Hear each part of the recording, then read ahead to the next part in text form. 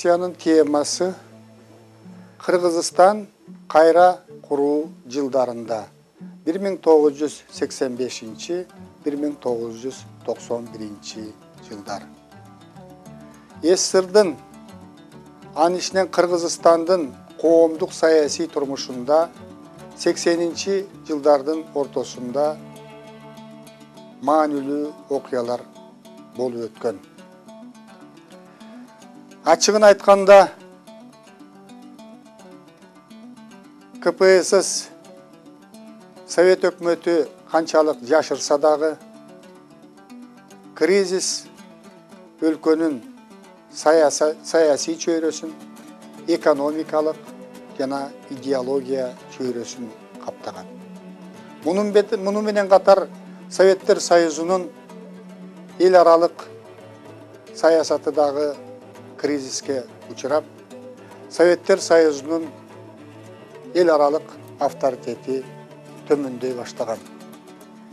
1982 жылы Советтер Союзун анын коммунисттик партиясын 64 жылдан бери жетектеп келген Леонид Ильич Брежнев дүйнөдөн кайткан. Анын ордуна КПСС БКнын генералдык секретарлыгына Юрий Андропов шайланган. Андропов кризистик абалды оңдоого бир топ аракеттерди жасаган. Биринчи кезекте Андропов бийлик жүргүзгөн мезгилде ушул Советтер Союзу боюнча анын ичинен Кыргызстанда эмгек тартибин чыңдоого, эмгекчилердин эмгекке болгон жоопкерчилигин көтөрүүгө, бардык тартипти чыңдоого өзгөчө көңүл бурулган. Бирок Юрий Андропов дагы өзүнүн ден соолугуна байланыштуу өзүнүн алдындагы ошо социалисттик тартипти бекемдөө жөнүндөгү өзүнүн иш пландарын аягына чыккан эмес. Анын ордуна 1984 жылы ошол КПСС борбордук комитетинде көп жыл эмгектенген КПСС борбордук комитетинин секретарларынын бири Черненко Константин бийликке келген. Бирок ал карып калгандыгына байланыштуу мурдатан партиялык мурдакы системага көнүп калгандыктан эч кандай өзгөрүүлөр жүргөн эмес. Мына ушундай кырдаалда 1985 жылы 11 мартта КПСС борбордук комитетине бийликке Михаил Сергеевич Горбачев келген. Ал бийликке келгенден кийин ошол КПССтин политбюросунун, саясий бюросунун эң жаш мүчөлөрүнүн бири катарында Советтер Союзундагы кризистик абалды оңдоо, саясий жактан, экономикалык жактан, ошол социализмди идеологиялык жактан кризистен алып чыгуу максатын көздөп, Советтер Союзунда кайра куруу саясатын жарыялаган. Ал Советтер Союзундагы кризистин эң негизги себеби бул социалисттик курулушта лениндик нормалардан четтеп кеткендик деп тыянак чыгарган. Эгерде биз социализмди лениндик нормалардын негизинде кайрадан калыбына келтирсек, Советтер Союзу кризистен чыгат деген пикир болгон. Ошондуктан Горбачев жаңы бийликке келгенде Советтер Союзунда ушу антисталиндик, бардыгына Сталин күнөөлүү, Сталин лениндик социализмди лениндик план боюнча куруудан четтеп кеткен деген маанайда бардык жерде сталинизмди критикалоо башталган. Горбачев бийликке келгенден кийин Брежневдик саясатты колдогон жетекчилердин баарын алмаштыра баштаган. Мына ушундай алмаштырууда Кыргызстандын партиясынын борбордук комитетин 24 жылдан ашыгыраак жетектеп келген Турдакун Усубалиев кызматынан бошотулуп, анын ордуна Абсамат Масалиев Кыргызстан Компартиясынын борбордук комитетинин секретарлыгына шайланган. Горбачев бийликке келгенден кийин ушул республикаларды, союздук республикаларды бекемирээк кармаш керек деген максат койгон. Ошондуктан союздук республикаларга биринчи секретарынан бөлөк айрым жерлерде биринчи секретарларындагы орус улутундагыларды дайындай баштаган. Кыргызстанга экинчи секретар болуп Киселев, секретар болуп Семенов, кадрлар бөлүмүн тейлегенге Василенко өңдү ушу Москвадан келген. Мурун Кыргызстанда иштебеген жаңы адамдар келип жетектей баштаган. Ал тургай өзүңүздөргө белгилүү ушул алмаштыруунун натыйжасында Казакстанды Компартиясын көп жылдардан бери жетектеп келген Динмухаммед Кунаев Колбин менен алмаштырылган. Бул ушул биринчи Казакстандагы биринчи жетекчини орус улутундагы адам менен алмаштыруу Казакстандын элинин нааразычылыгын туудурган. Жаштар кыштын күнү нааразычылык билдирип митингге чыгышкан. Бирок жаштардын бул митинги улутчулдук, антисоветтик көрүнүш катарында советтик бийлик тарабынан өтө катуу жазаланган. 1986 жылы Горбачев тездетүү деген жаңы ураанды жарыялаган. Мунун максаты планды жакшы иштеп чыгып, 2000 жылга чейин Советтер Союзунун экономикасын көтөрүү, маданиятын көтөрүү, социалдык маселелерди чечүү жөнүндөгү программаны иштеп чыккан. Бирок бул программадагы объективдүү негиздери жок болгондуктан бул программаны ишке ашыруудагы анчалык мүмкүн эмес болчу. 1987 жылы Горбачев тарабынан айкындуулук саясаты жарыяланган. Мына ушул айкындуулук саясаты жарыялангандан баштап Советтер Союзундагы идеологиялык багыттагы чектөөлөрдүн бардыгы тең акырындык менен жоюла баштаган. Буга чейин жашырылып келген Советтер Союзунун экономикасындагы жетишпегендиктер, саясий турмушундагы жетишпегендиктер, идеологиясындагы жетишпегендиктер, Советтер Союзунда кылмыштуулуктун өсүшү, аракештик менен масчылыктын өсүшү, улут арасындагы карама-каршылыктардын өсүшү жөнүндөгү маалыматтар ачыкка чыга баштаган. Совет доорунда репрессияга учураган советтик мамлекеттик жетекчилерди актоо, ак жеринен жазаланган жөнөкөй адамдарды актоо процесси күчөгөн. Мына ушундай кырдаалда кризистен чыгуунун бир жолу бул партиянын жетекчилик ролун төмөндөтүп ошол анын ордуна бийликтин башкы органы деп эсептелген советтердин ролун көтөрүү жөнүндө маселе каралган. Натыйжада 1989 жылы 12 декабрда СССРдин конституциясына өзгөртүүлөр жана толуктоолор киргизүү жөнүндө чечим кабыл алынган. Ошол конституцияга киргизилген өзгөртүү боюнча СССРдагы эң жогорку бийлик бул СССР эл депутаттарынын съезди деген жаңы өзгөртүү киргизилген.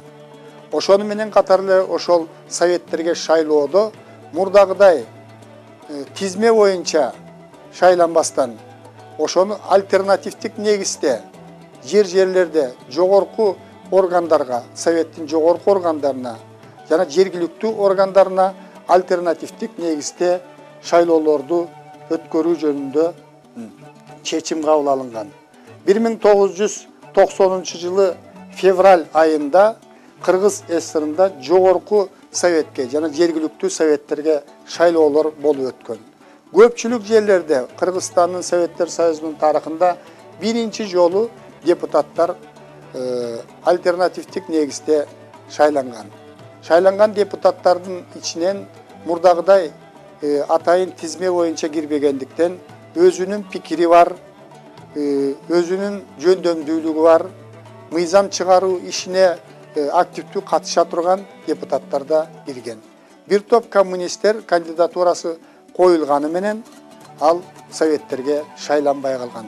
Жаңы шайланган жогорку советке партиянын таасири bir топ начарлаган. Мына шуну түшүнгөн КПСС борбордук комитети өзлөрү эле алдын ала 1990 февраль айында СССРдын конституциясынан 6 статьяны КПСС Советтер Союзунун саясий системасынын ядросу деген 6 статьяны алып таштоо жөнүндө сунуш менен чыккан. 1990 март айында СССРдын эл депутаттарынын 3-чү съезди конституциядагы партиянын ролун бекемдеген, диктатурасын бекемдеген 6 статьяны алып салган. 1990 апрелде Кыргыз СССР Жогорку Советинин 1-чи сессиясында Абсамат Масалиев, Кыргызстан Компартиясынын борбордук комитетинин 1-чи секретары, Кыргыз СССР Жогорку Советинин төрагалыгына шайланган. Ошентип, Советтер Союзундагы өзгөрүүлөргө ылайык, Кыргызстандагы жанагы Жогорку Советке, жана жергиликтүү советтерге жүргүзүлгөн шайлоолорго ылайык, Конституцияга киргизилген өзгөртүүлөргө ылайык Абсамат Масалиев Кыргыз Республикасынын мамлекет башчысы болуп калган. Кайра куруу жылдарында Кыргызстандын экономикасы, өнөр жайы, айыл чарбасы өзгөрүүлөргө дуушар болгон. 80-чи жылдардын ортосунда башталган кризис өнөр жайындагы, айыл чарбасындагы учагына алган. Кризистен чыгуу үчүн Союзда, андыштен Кыргызстанда ушул ишканалардын өз алдынчалыгын камсыз кылуу, чарбалык эсепке өтүү, өзүн өзү каржылоо тартибине өтүү башталган. Өзүн өзү каржылоо, өзүн өзү башкаруу тартиби киргизилгенден баштап, ишканалар өзүнүн жетекчилерин өздөрү шайлап дайындай башташкан. Мына ошого байланыштуу ишканалардын ортосунда дагы байланыштар үзгүлтүккө учурай баштаган. Өзүңөргө белгилүү Совет мамлекети бийлик жүргүзүп турган мезгилде Советтер Союзунун бирдиктүү экономикалык системасы түзүлгөн. Кыргызстандагы заводдор башка республикадагы завод фабрикалар менен тыкыз байланышта иштеген. Кыргызстанда bir машинанын айрым бир тетиктери Кыргызстанда жасала турган болсо, айрым тетиктери Белоруссияда же Украинада жасалган. А Совет мезгили иштеп турган мезгил, Совет мезгили күчүндө турган мезгилде ошол байланыштар бардыгы жөнгө салынган.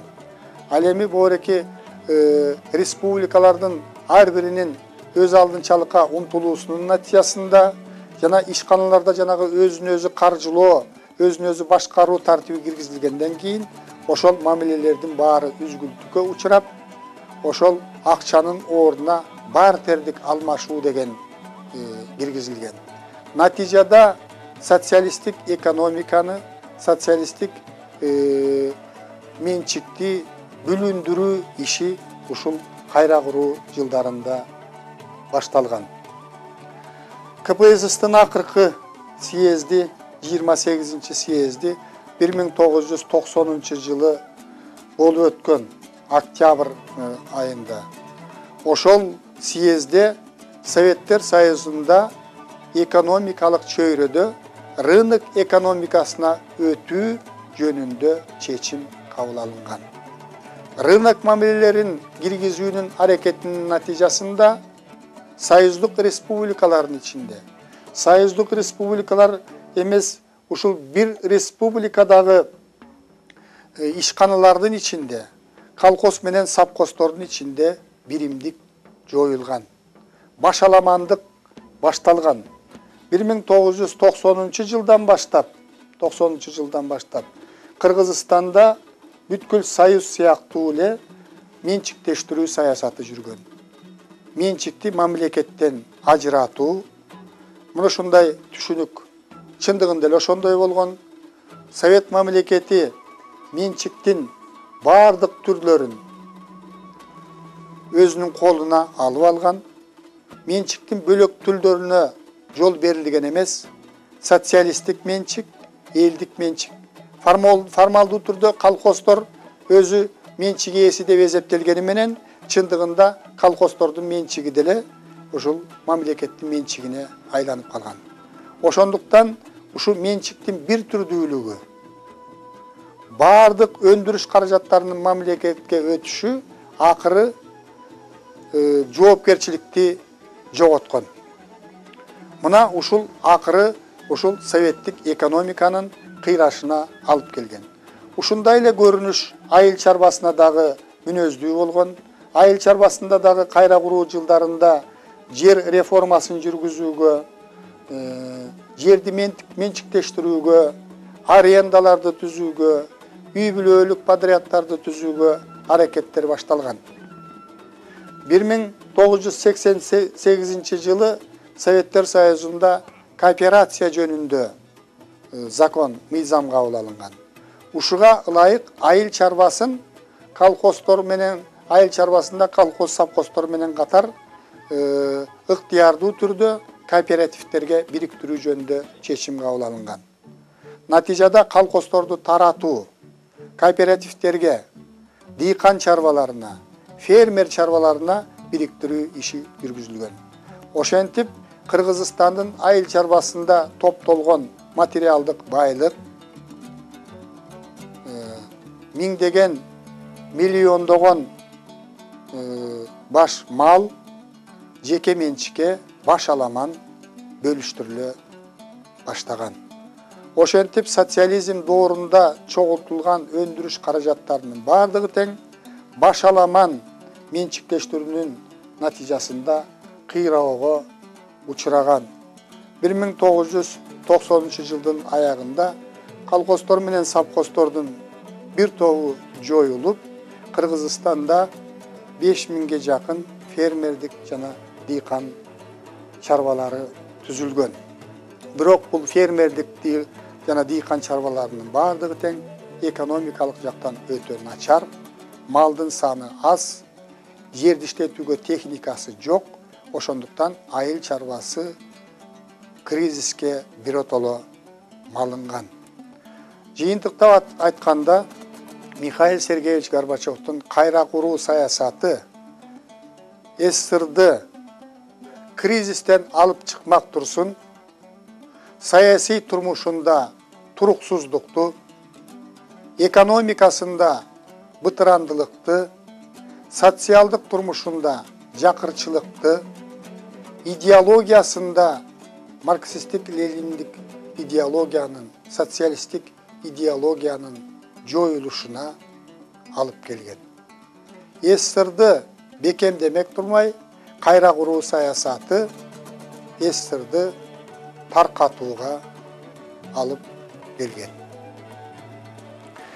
Биз карап аткан мезгилде 1964 жана 1991 жылдары Кыргызстандын маданияты мурда болуп көрбөгөндөй деңгээлде жогорулаган. Маданияттын негизи болгон жаштарга билим берүүгө, жогорку билимдүү адистерди даярдоого өзгөчө көңүл бурулган. Советтер Союзундагы жүргүзүлгөн саясаттын натыйжасында Кыргызстанда дагы 8-5 жылдыктын жылдарында, тагыраак айтканда 1966-70 жылдары билим берүү тармагында жалпыга милдеттүү орто билим берүү саясаты башталган. Бул саясаттын жүрүшүндө Кыргызстанда көптөгөн мектептердин материалдык техникалык базасы чыңдалган. Анда окуган окуучуларга билим берүү үчүн талапка ылайык окуу куралдары, окуу китептери чыгарылып, мектептер камсыз болгон. Жалпыга билим берүү, орто билим берүү саясаты 9-5 жылдыктын жылдарында өзгөчө, тагыраак айтканда 1971-75 жылдары Советтер Союзунда, анын ичинде Кыргызстанда жүзөгө ашырылган. Бул Совет системасынын, Советтер Союзунун билим берүү тармагындагы эң чоң жетишкендик болгон. Эч бир окуудан сырткары калган балдар болгон эмес. Кыргызстанда жогорку окуу жайларында адистерди даярдоого, атайын билими бар кесиптик орто окуу жайларында адистерди даярдоого өзгөчө көңүл бурулган. Кыргызстанда ошол мезгилде 10 жогорку окуу жайы иштеп, анда 94 000 студент сапаттуу билим алууга аракет кылышкан. Ошондой эле атайын кесиптик билим берүү тармагында 48 атайын билим берүүчү окуу жайлары иштеп, анда 110 000ден ашык студенттер билим алышкан. Илим изилдөө иштери дагы Кыргызстанда ийгиликтерге жетишип, эл чарбасын өнүктүрүүдө салым кошо баштаган. Ошондуктан Кыргызстандын Илимдер Академиясы 1975 жылы илим изилдөө иштериндеги жетишкендиги үчүн эл достугу ордени менен сыйланган. Ушул мезгилде Кыргызстандын адабияты жана искусствосу жаңы бийиктикке көтөрүлгөн. Өзгөчө Чыңгыз Айтматовдун чыгармачылыгы ушул мезгилде өзүнүн апогейине жеткен деп айтсак болот.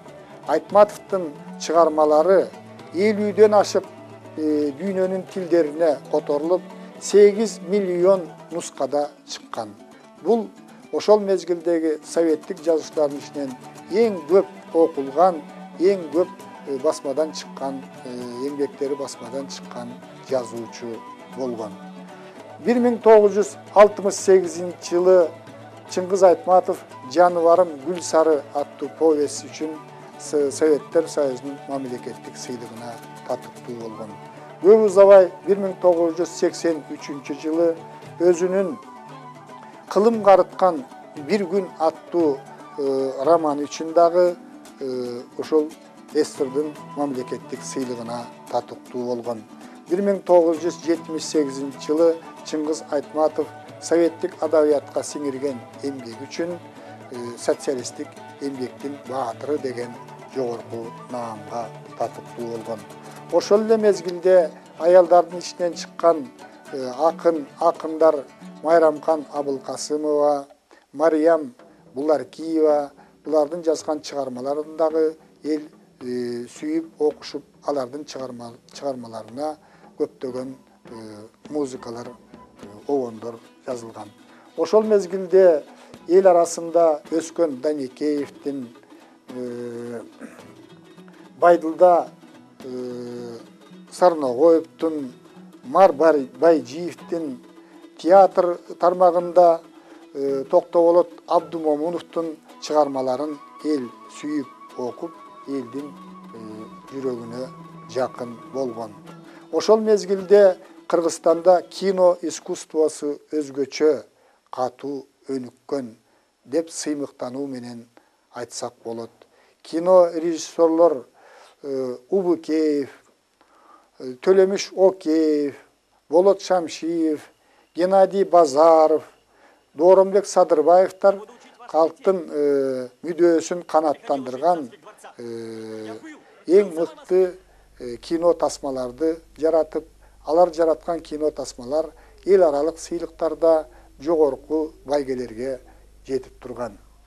Артисттердин ичинен ошол мезгилде кыргыз искусствосун көтөрүүгө Советбек Жумадылов, Муратбек Рыскулов, Бакен Кыдыкеева, Сүймөнкул Чокморов, Таттүбү Турсунбаева, Болот Бейшеналиев, Сабира Гүмүшалиева, Дарыкүл Гүйүкова өңдүү мыкты артисттер Кыргызстандын кино искусствосунун өнүгүшүнө, драма искусствосунун өнүгүшүнө өзгөчө чоң салым кошкон.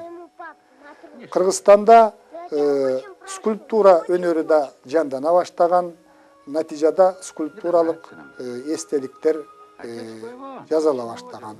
Скульпторлордун башында белгилүү скульптор Тургунбай Садыков турган. Ошентип жаңы доордо Совет бийлигинин соңку мезгилинде өнүккөн социализм жана кайра куруу жылдарында Кыргызстандын маданияты, өзгөчө анын негизги көрсөткүчтөрү болгон билим берүү, искусствонун тармактары жаңы бийиктиктерге көтөрүлгөн. Бирок кийинки Совет бийлигинин соңку жылдарында ушу партиянын көзөмөлү астында ушу искусствонун өнүгүшүнө, адабияттын өнүгүшүнө партиялык идеология кедергисин тийгизген. Мына ушунун натыйжасында искусствобуз дагы, искусствонун тармактары дагы, адабият дагы негизинен бир жактуу өнүккөн. Ошого карабастан биздин таланттуу адамдарыбыз кыргыз элин, кыргыз искусствосун, адабиятын дүйнө элдерине тараткан.